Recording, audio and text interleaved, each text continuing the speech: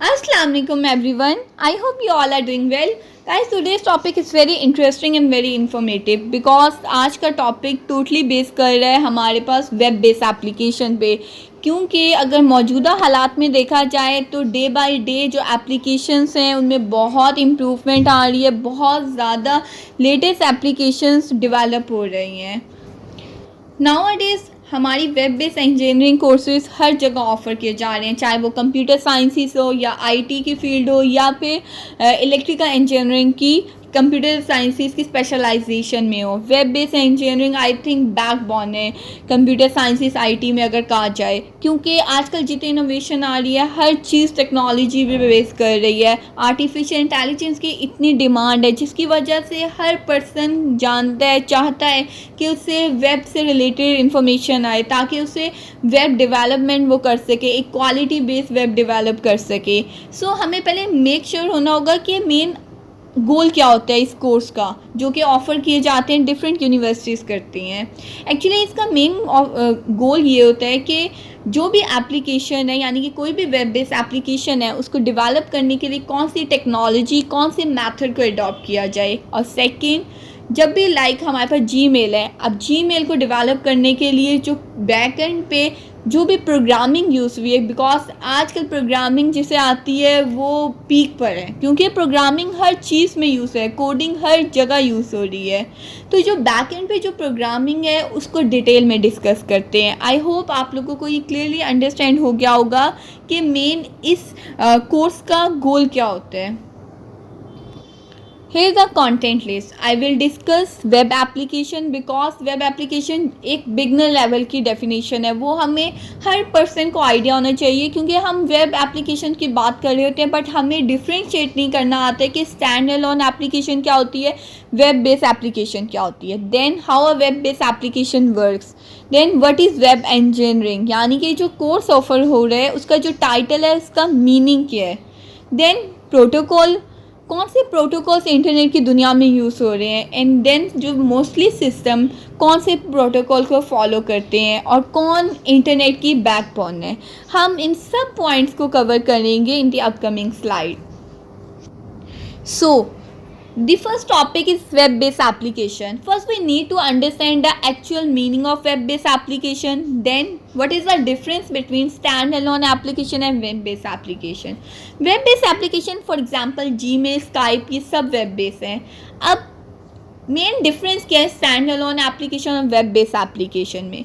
Actually stand alone application वो application होती है जिसको यूज़ करने के लिए हमें पहले अपने सिस्टम में प्रॉपर उसकी इंस्टॉलेशन करवानी होती है। विदाउट इंस्टॉलेशन हम वो जो एप्लीकेशन है हम उसे यूज़ नहीं कर सकते हैं। हमारे पास मेजर एग्जांपल है माइक्रोसॉफ्ट ऑफिस। माइक्रोसॉफ्ट ऑफिस को हमें यूज़ करने के लिए इसके बैकअप पे एक प्रॉपर इंस्टॉलेशन करनी होती है। इट मीन्स कि वो ऑपरेटिंग सिस्टम की सब सर्विसेज ले रहा है, लाइक रैम ले रहा है, राउटिंग ले रहा है, प्रॉपर एक क्राइटेरिया होता है। बट वो उसका मेन ये होता है कि हमें इंटरनेट हम नहीं यूज़ करेंगे, हमें कोई ब्राउजिंग नहीं चाहिए होती, हमें जस्ट इंस्टॉलेशन करनी होती है, बट वो लिमिटेड है। But if we talk about web based application, तो वेब बेस्ड एप्लीकेशन एक्चुअली ये चीज़ है कि हमें सिर्फ एक इंटरनेट चाहिए और एक ब्राउजिंग सिस्टम चाहिए। फॉर एग्ज़ाम्पल मैंने जीमेल राइट किया, ब्राउजिंग भी सर्वर के पास गया, सर्वर से रिस्पॉन्स बैक आया और हमारे पास प्रॉपर विंडो ओपन हो गई। ये एक्चुअल मीनिंग होता है वेब बेस्ड एप्लीकेशन का, यानी कि ब्राउजिंग के थ्रू हम इंटरनेट को कनेक्ट करते हैं सर्वर के साथ और हमें रिस्पॉन्स बैक आता है। अगर हम एक्चुअल प्रॉपर इसकी फ्लो डायग्राम पे डिस्कस करें तो वेब बेस्ड एप्लीकेशन का मतलब ये होता है, जस्ट लाइक मैंने जीमेल सर्च की है, जीमेल मैंने राइट की है, अब वो जो जीमेल मेरी एक रिक्वेस्ट आई है, रिक्वेस्ट सेंड होगी ब्राउजिंग के बाद, ब्राउजिंग ब्राउज करेगी और वहाँ पे हमारे पास डीएनएस सिस्टम होता है, डोमेन नेम सिस्टम, यानी कि एक प्रोटोकॉल होता है। डीएनएस सिस्टम क्या करेगी, जो हमारी लैंग्वेज है, जस्ट लाइक मैंने इंग्लिश में राइट किया है तो वो उसे कंप्यूटर की लैंग्वेज में कन्वर्ट कर देगी, बिकॉज हमें पता है कि जो कंप्यूटर होता है वो हमारी लैंग्वेज को नहीं अंडरस्टैंड करता है, हमारी कम्युनिकेशन प्रॉपर एक पैकेट्स की फॉर्म में बिट्स में सेंड होती है। देन ब्राउजिंग एक रिक्वेस्ट जनरेट कर लेगी जो कि सर्वर अंडरस्टैंड कर सर्वर के पास जाएगी, सर्वर एक्सेप्ट करेगा, देन प्रोसेस करेगा और हमें रिस्पॉन्स बैक करेगा। सेम प्रोसीजर होगा, ब्राउज़र दोबारा लैंग्वेज को कन्वर्ट करेगा और हमारे एंड पे आकर हमें एक विंडो ओपन हो जाएगी, यानी कि जीमेल की प्रॉपर विंडो ओपन हो जाएगी। सेम केस हमारे पास बाकी वेब बेस्ड एप्लीकेशंस पे होता है। हायरार्की जो हमने डिस्कस की थी उसमें हमें प्रॉपर एक हम एनालिसिस कर सकते हैं कि प्रॉपर वे में कम्युनिकेशन हो रही है बिटवीन टू एंड। पॉसिबिलिटी है कि कम्युनिकेशन वन एंड की हो जाए, हम डाटा सेंड कर रहे हैं, मैं जीमेल सर्च कर रही हूँ, ब्राउजिंग होती जा रही है, बट मुझे रिस्पॉन्स बैक सर्वर का नहीं आ रहा है। सेकेंड, एक कम्युनिकेशन ये होती है कि जिस समय मैं ब्राउजिंग कर रही हूँ मुझे रिस्पॉन्स बैक आ रहा है, मुझे एक्नॉलेजमेंट मिल रही है कि मेरे पास डाटा सेंड मैंने किया है और मुझे ओपन विंडो हो रही है प्रॉपर। यानी कि अब जब मैं सर्च कर रही हूँ मुझे ये भी मैं चाहती हूँ कि मेरा डाटा हैक ना हो, सिक्योरिटी हो, फ्लो कंट्रोल हो, यानी कि जिस स्पीड से मैं सेंड कर रही हूँ मुझे सर्वर उसी स्पीड से रिस्पॉन्स दे रहे। ये ना हो कि सर्वर की स्पीड फास्ट हो रिसीविंग में और मेरी स्लो, या मेरी फास्ट हो रिसीवर की स्लो। तो इन चीज़ों को जो प्रॉपर देखता है वो होता है protocol. Protocol like is a set of rules that allow the electronic devices to communicate between each other. मैंने पॉइंट्स ऑलरेडी डिस्कस कर लिए हैं कि हमारा डाटा सिंक्रोनाइज है, फ्लो कंट्रोल है, मींस जो मैं डाटा सेंड कर रही हूँ जिस स्पीड से, क्या उसी स्पीड से सर्वर रिसीव कर रहे हैं, क्या उसी स्पीड से सर्वर एक्सेप्ट कर रहे हैं, या मे बी सर्वर की स्पीड स्लो बट मेरी सेंडिंग की स्पीड फास्ट हो, तो हमारा इसकी वजह से डाटा प्रॉपर नहीं पहुंचेगा। मे बी हमारा जो डाटा है ऑब्वियसली वो पैकेट्स की फॉर्म में ट्रांसफ़र होता है, बिकॉज कंप्यूटर हमारी लैंग्वेज नहीं समझता है, कंप्यूटर की स्पेसिफिक लैंग्वेज होती है, बिट्स की फॉर्म में होता है। माइट भी पॉसिबल बिट्स क्यू में हो जाए, माइट भी पॉसिबल जो क्यू है उसमें कुछ पैकेट्स लॉस हो जाए। तो इन सब चीज़ों को जो कंट्रोल करता है वो एक्चुअली प्रोटोकॉल करता है।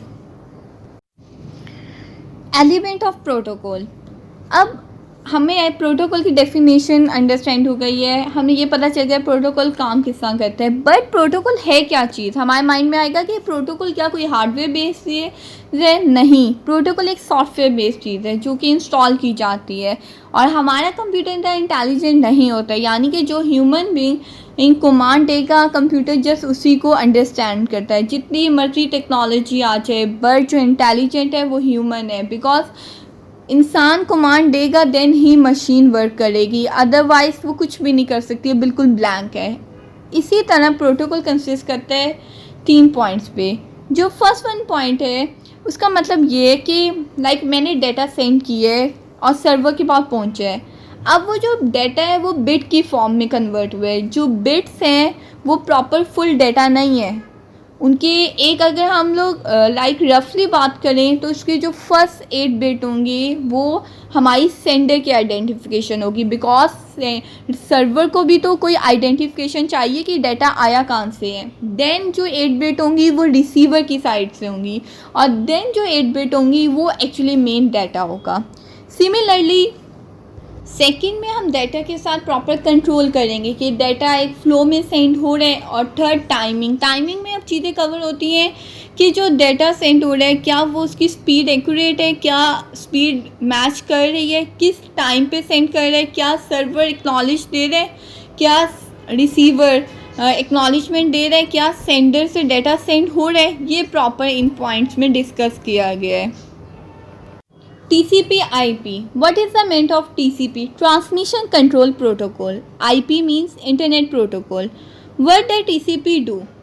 Actually हमारे पास जब डाटा सेंड होता है तो जो डाटा होता है वो बिट की फॉर्म में होता है। अब जो सर्वर पे डाटा कलेक्ट होता है बिट्स की फॉर्म में होता है, उन्हें प्रॉपरली कहीं सैम्पलिंग करनी होती है, बिकॉज जस्ट लाइक मैंने हेलो कहा है या मैंने जीमेल लिखा है वो तो डिफरेंट बिट्स में स्प्लिट हो गया है, उन सबको असेंबलिंग करके सर्वर के पास सेंड होते हैं। देन अब राउटिंग के थ्रू डाटा जो पैकेट्स में फॉर्म होते हैं, अब पैकेट किसी भी पाथ को फॉलो कर सकते हैं, बिकॉज राउटर हमेशा शॉर्टेस्ट पाथ को अडॉप्ट करता है। तो अब वो कौन सा शॉर्टेस्ट पाथ है, माइट भी पॉसिबल कि जो पैकेट आ रहे हैं उनको हमें रीऑर्डर करने की ज़रूरत है। देन हमारे पास प्रॉपर सेंडिंग हो रही है, एक्नॉलेजमेंट आ रही है, ये सब कुछ टीसीपी करता है। टीसीपी एक्चुअली इंटरनेट की बैकबोन है। मोस्टली सिस्टम टीसीपी यूज़ करते हैं। और आईपी एड्रेस इंटरनेट प्रोटोकॉल, यानी कि सर्वर को आइडेंटिफिकेशन चाहिए, एक आईपी एड्रेस चाहिए कि ये इस मशीन से डाटा आ रहा है।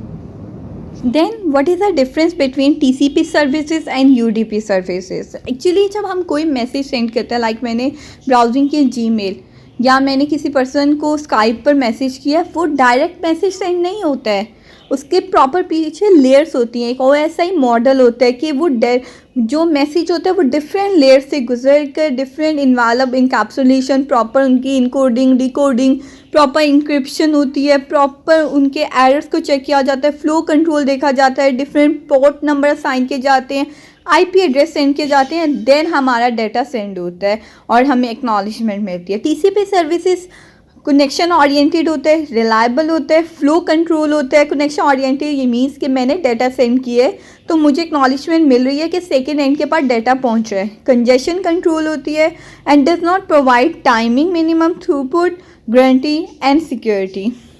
UDP unreliable data transfer between sending end receiving processes.